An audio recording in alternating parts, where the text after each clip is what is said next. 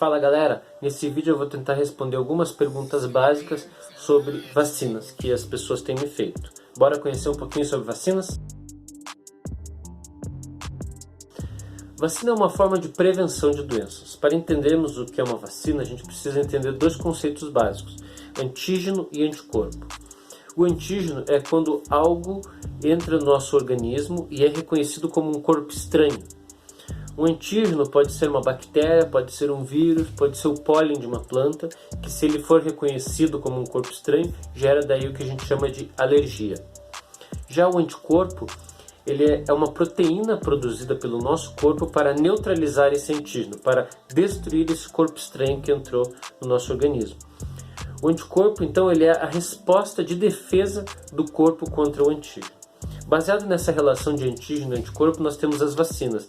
As vacinas são a injeção de antígenos no nosso corpo, simulando uma infecção, estimulando a produção de anticorpos para neutralizar esses antígenos. Veja que eu usei a palavra simulando, porque na vacina não há literalmente o vírus que causa determinada doença, mas sim um pedaço desse vírus, uma proteína desse vírus, ou até o vírus enfraquecido, que a gente chama na biologia de o vírus atenuado, para que ele não cause doença, não cause os sintomas da doença, mas sim que ele estimule a produção de anticorpos, para que quando você entrar em contato com a doença em si, você vai estar protegido contra ela. Vacinas não funcionam 100%.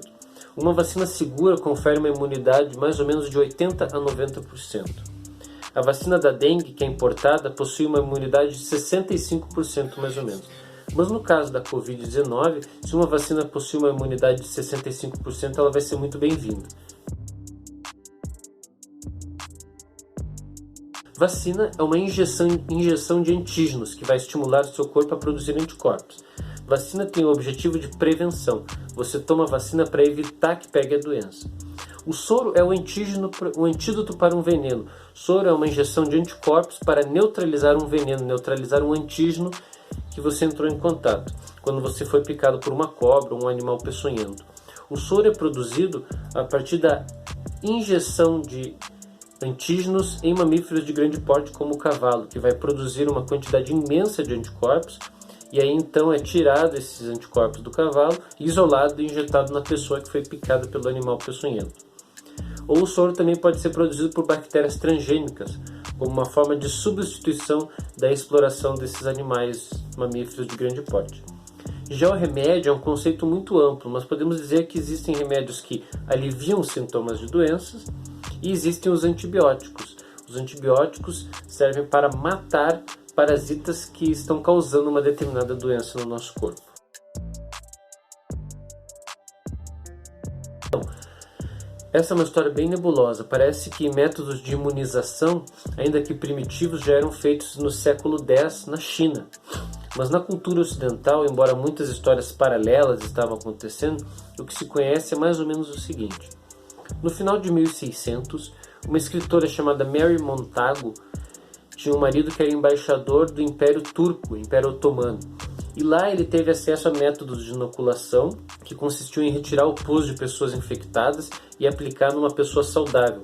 E essas pessoas que usavam esse método se tornavam imunes a determinadas doenças como a varíola.